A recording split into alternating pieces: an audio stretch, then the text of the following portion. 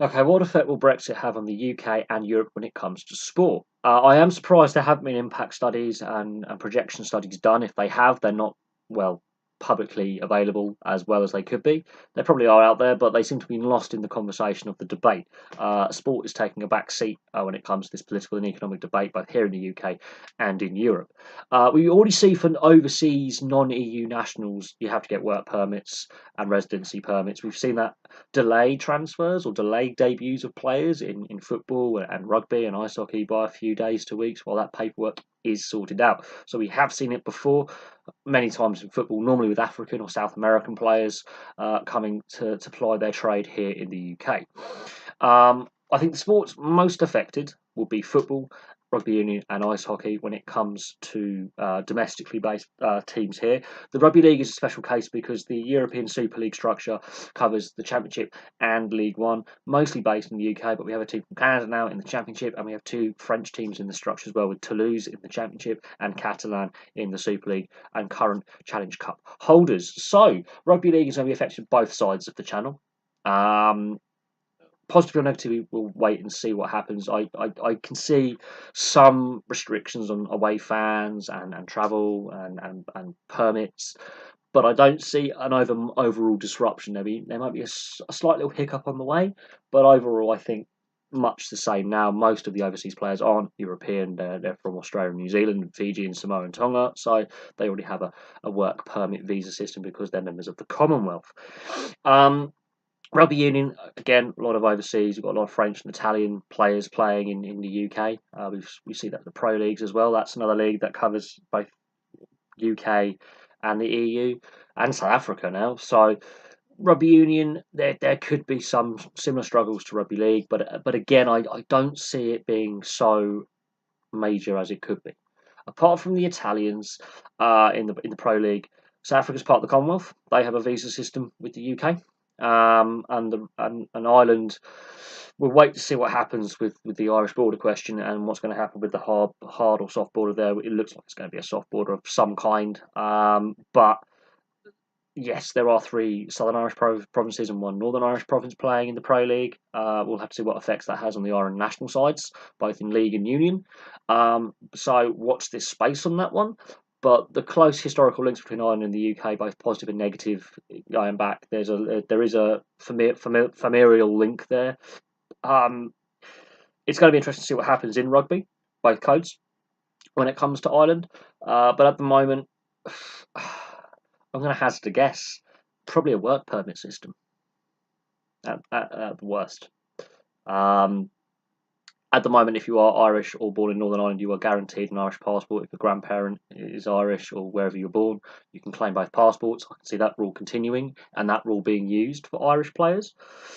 Football is the biggest one that I can think of, with the amount of EU-based nationals, both players and coaches, involved in the sport, and owners now as well. If you look at Leeds United, involved in the sport in all the professional leagues here in the UK.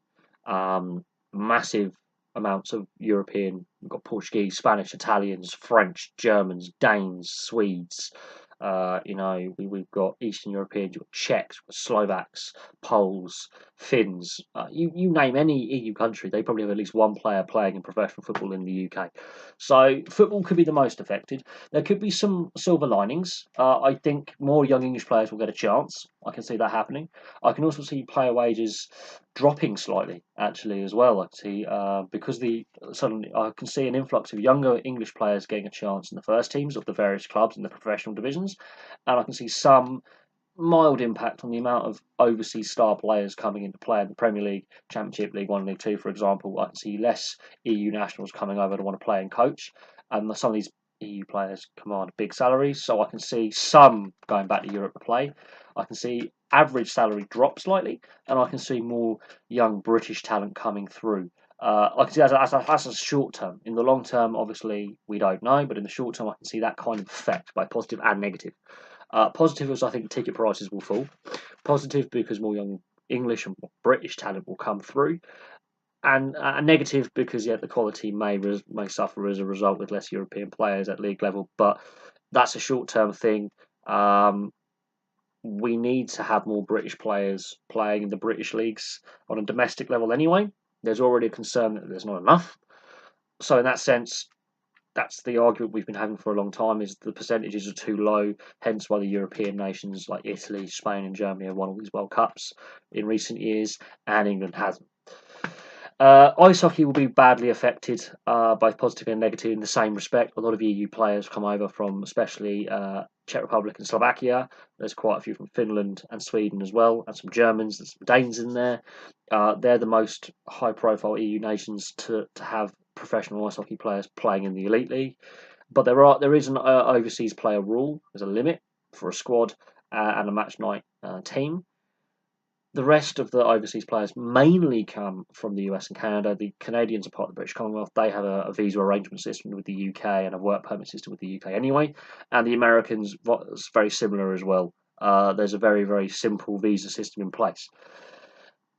In that sense, though, yes, we could see a massive exodus of European players from British ice hockey, which may have some negative effects on the lower levels of the sport and some possible effects on the Elite League as well, which has been a growing league in recent seasons, growing popularity, got a new TV deal. There could be some effects there, but then more Americans and Canadians could fill the gap left by these Europeans leaving the league.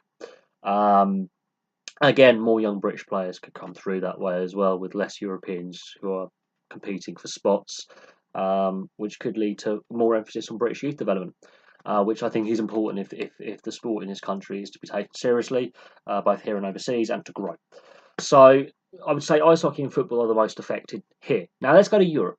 We are seeing now more young British football players and rugby players plying their trade in Europe. We're seeing Sancho, for example, at Borussia Dortmund in Germany in football, and we've seen a host of players play in the top 14 rugby in France over the years, and both Rugby League with the Super League with players playing for Catalan.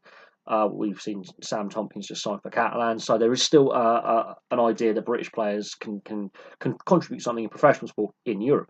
Also, a lot of cyclists like Froome, Geraint Thomas, the Yates brothers, they are based in, let's say, the south of France or Italy or Spain for their training camps. They do spend a lot of time in Europe competing and training. So cycling could be massively affected. Motorsport is one that I've missed out, but motorsport is a big money and it's part of the motor industry. That's already seen some negative impacts of the Brexit vote. So the motorsport industry could be the worst affected in a negative way. So massive question mark over motorsport. All forms, bikes, cars, rallying, you name it, all forms of motorsport, a big question mark over the future direction of the sport there. And that's something that we cannot answer. But those British athletes, those British football and rugby players going over to Europe to ply their trade, I can't see them wanting to go back to the UK because of Brexit, but I can see less being willing to dip the toe in to go overseas and to play in the top leagues in Europe and to grow and develop and get game time. It's going to be interesting. I can see some silver linings and some negatives, but in the long term, all I see is a work permit system that already has been in place for quite some time. I can see a drop in numbers of overseas players wanting to come from the EU to the UK and vice versa. I can see a slight drop there, and I can see more homegrown talent coming through. So there is a negative, but there is a positive. The quality of sport may drop slightly, but the wages might drop slightly as well, and the quantity of players may improve. This is short term. Long term, we cannot predict, but I'm very, very, very interested and surprised with the somewhat lack of worst case scenario studies, impact studies, positive studies. There doesn't seem to be any kind of planning in place for a no-deal Brexit, a hard Brexit, soft Brexit, whatever political thing they're putting in place. There doesn't seem to be these impact studies, and if there are, they're not well known about, and if they are in the public domain, not many people are reading them. So it'd be really interesting to hear from you guys what impact studies have been done by professional sports across Europe, not just in the UK, and what they predict could happen, and they're planning for it. Because we have seen with football at the lower leagues, there is an issue with finances. If you take away that star player, you might even reduce the club finances more. But if you drop the wages of the players and there's more British players playing, you might get more fans in. Who knows? But I'm very surprised there's been a gap of impact studies and a lack of them. There have been some, but they're very small sample sizes. They're not being widely publicised. So I'd be interested to see what impact studies come out over the next couple of months, and if any. But there we go. That's my view on it. I think there's going to be some silver linings. There's going to be some negatives. The biggest issue is motorsport. We don't know what's going to happen there. That could be a drop off the cliff. That could be a killer for motorsport, or it could be the best thing to happen to it. We don't know. But there we go. That's my view on it all. Thank you very much for watching. What my views are subjective. This is what I think could happen. We don't know what can happen really, but I don't expect much change in the long term. I expect it to all settle down. In the short term, there's going to be a bit of up in the air hoo-ha, but in the long term, I don't expect much change overall. So there we go. Thank you very much for watching. Please like and subscribe. Place your comments below, and I'll have some more videos for you soon.